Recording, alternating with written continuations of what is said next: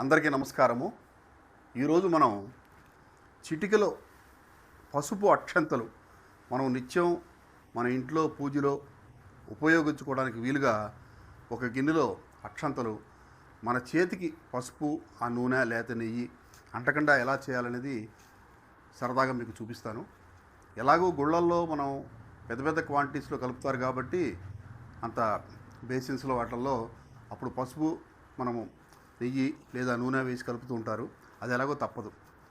నిజానికి పసుపు నెయ్యి చేతికి అంట మంచిదే, కానీ మనం పూజలో ఉన్నప్పుడు అది మనకి చేతికి అంటకుండా జస్ట్ ఒక 10 సెకండ్స్లో అక్షతలు ఎలా కలుపుకోవాలో నేను చేసే విధానాన్ని మీకు చూపిస్తాను. చూడండి.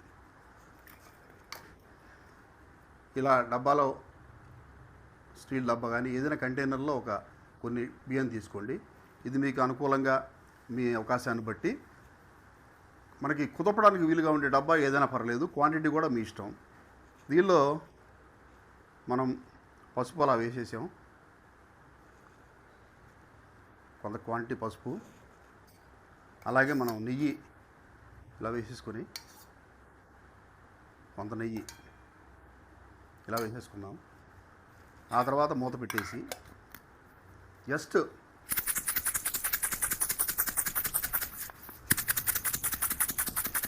ఇలా 2 సార్లు ఇలా ఈ గుండ్రంగా, అలాగే రివర్స్లో గుండ్రంగా అలా తిప్పి, అలాగే ఇలా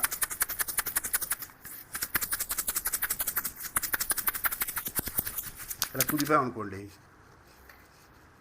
మూత తీస్తే మనకు అక్షంతలు రెడీగా ఉంటాయి. మనకి ఎక్కడ కూడా చేతికి ఏమి పసుపు నెయ్యి అంటలేదు. అంటే అది మంగళప్రదమే, అంటకూడదని కాదు.